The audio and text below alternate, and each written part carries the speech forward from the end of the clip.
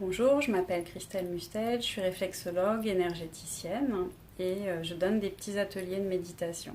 Donc je m'occupe des pieds et du coup je transmets mon énergie par les pieds en faisant des massages, des pressions et qui aident à soigner les petits bobos du quotidien. En fait, mon but est vraiment surtout d'aider les personnes à être mieux avec elles-mêmes, de leur donner du confort. Donc, ça peut être de donner du dynamisme, d'aider quelqu'un qui est fatigué, ça peut être d'aider à gérer le stress.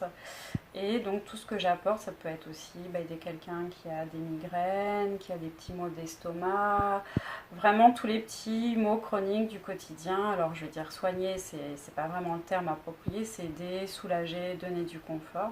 Donc, parfois il faut une séance, parfois il faut plusieurs séances, donc ça dépend vraiment du passif de la personne, de sa réceptivité, la façon dont elle est réceptive à l'énergie. Et du coup, ma façon de transmettre cette énergie, c'est par les pieds en fait. Donc quand je touche les pieds des personnes, c'est comme si les pieds me parlaient.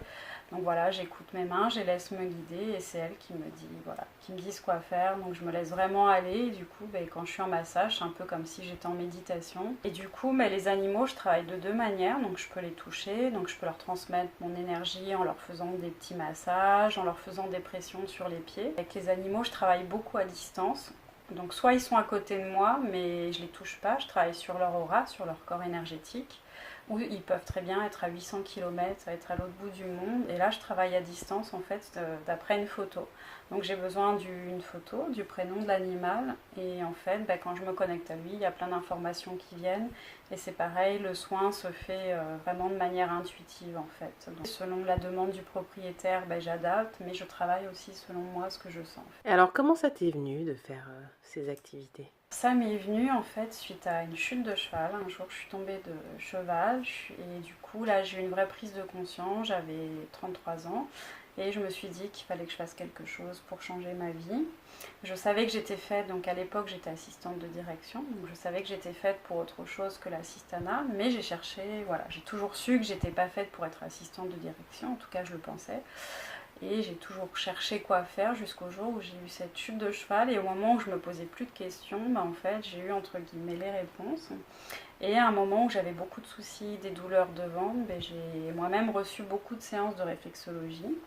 Et donc quand j'étais à l'hôpital pour cette chute de cheval, j'ai entendu des patients qui criaient, qui étaient dans d'autres chambres, qui souffraient. Et là, j'ai eu envie de faire quelque chose pour les soulager. Et là, je me suis dit, il faut que je suive des formations en bien-être pour aussi, moi, être capable de soulager les gens, d'être comme une infirmière qui apporte du confort, du bien-être.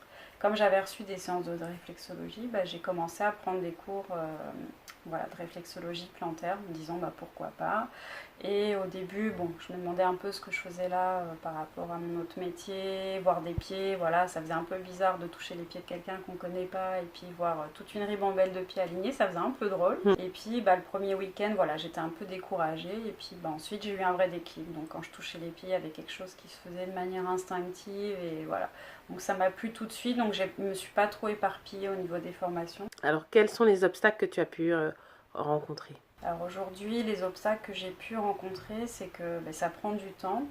Donc, quand j'ai vraiment trouvé ce que j'avais envie de faire, j'ai quitté un job que j'avais, un vrai beau job dans une belle société, en me disant que j'avais trouvé ma voie, que j'étais douée pour ça, parce que j'avais des bons retours des personnes à qui je donnais des soins. Donc je me suis dit ça va forcément démarrer.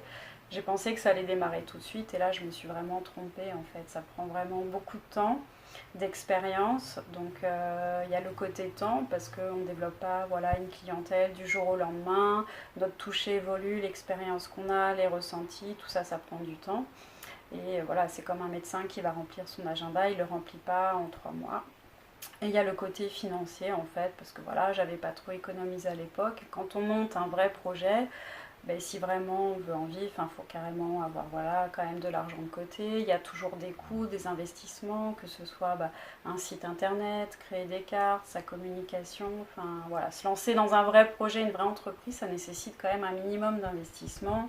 Il y a un minimum de communication à faire. Des fois, on doit acheter du matériel. Donc, pour tout ça, ça nécessite aussi beaucoup d'investissement personnel parce qu'il faut tout le temps créer, semer, prendre des contacts, sortir, voir des gens.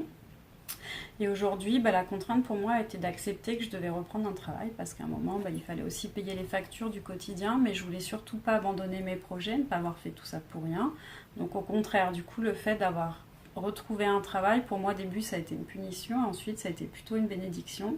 Donc j'ai repris un job qui est à mi-temps, du coup ce qui me permet aujourd'hui d'alimenter mes projets. J'aime beaucoup voyager, c'est ma passion. Donc de travailler, ça me permet de mettre de l'argent dans l'entreprise que je suis en train de créer, ça me permet de voyager et au final, j'ai toujours aujourd'hui un pied dans la réalité parce que des fois, des thérapeutes sont complètement à l'ouest, coupés du monde. J'ai eu la chance d'être passée par le milieu d'entreprise et de connaître la vraie problématique des gens au quotidien dans leur travail. Et le fait de travailler aussi me permet d'avoir toujours un pied dans la réalité, d'être consciente des problèmes que les gens rencontrent au travail et du coup de même mieux les accompagner dans ce que je fais en tant que thérapeute. Donc le fait d'avoir un job aussi à mi-temps m'oblige à me lever le matin plutôt que de faire la grasse matinée.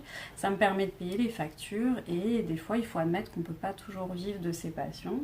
Et les grands maîtres nous disent que voilà, si on aime le jardin, aujourd'hui, et qu'on n'arrive pas à en vivre, l'essentiel est toujours de faire passer sa famille avant, de la nourrir. Donc il faut toujours nourrir sa famille, honorer ses factures, ses dettes. Et ensuite, au pire, on jardine le week-end. Et la vie, c'est aussi ça. Voilà. Aujourd'hui, moi, j'ai choisi. Pour l'instant, je ne peux pas vivre complètement de mes soins, peut-être qu'un jour ce sera le cas, mais je pense avoir trouvé le bon équilibre. Et le fait de travailler, de ne plus avoir à me dire comment je vais payer ci, comment je vais payer ça, mais je suis encore mieux dans mes soins parce que du coup, j'ai pas dans la tête le souci financier et dans ce que je fais, je suis beaucoup mieux parce que j'ai un souci de moins. Si c'est pour s'occuper des personnes comme je le fais, bien les accompagner et me dire je suis en train de m'occuper des pieds de quelqu'un et je pense aux factures que j'ai à payer, c'est juste pas possible.